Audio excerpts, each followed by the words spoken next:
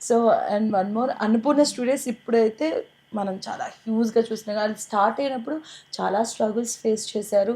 అక్కడంతా రాళ్ళు తుప్పలు అంతా ఉండి, అవును, అవును. సో దాన్ని అలా చూసి మళ్ళీ ఇప్పుడు ఇలా చూడడం మీకు ఎలా అనిపిస్తుంది అసలు? ఆ బిగినింగ్ డేస్ నాకు గుర్తున్నాయి. బికాస్ 1 ఇయర్లో ఒక ఫ్లోర్ ఫినిష్ అయిపోయి షూటింగ్ స్టార్ట్ చేయాలని. Okay. I think secretary movie తీసినట్టున్నారు. అన్ని అన్ని రాళ్ళు.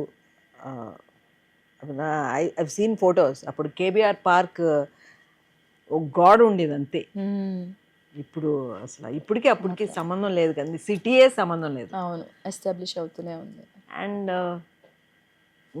I have no doubt about Annapurna studios because నాన్న ఏ డిసిషన్ తీసుకున్నా ఒక విజన్తో తీసుకుంటారు.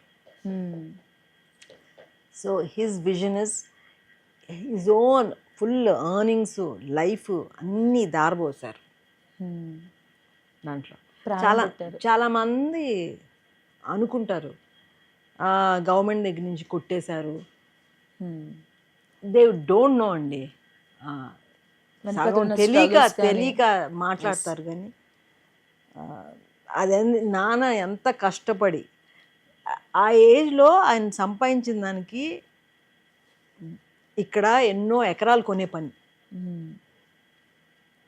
ఆయన కొనలేదే. ఎన్నో ఎకరాల పిల్లలకి అందరికీ ఎకరాలు కొని, ఇక్కడ ఇల్లు కొని, అక్కడ ఇల్లు కొని, అవన్నీ ఏం చేయలేదు ఆయన. మొత్తం అంతా అన్నపూర్ణ స్టూడియోలో పెట్టారు. అండ్ బిగినింగ్లో Annapurna studios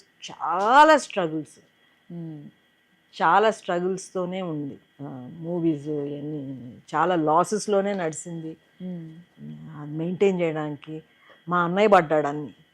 Venkat use to take care. I know what he went through. అది సస్టైన్ చేయడానికి అన్నపూర్ణ స్టూడియోస్లో మూవీస్ తీసి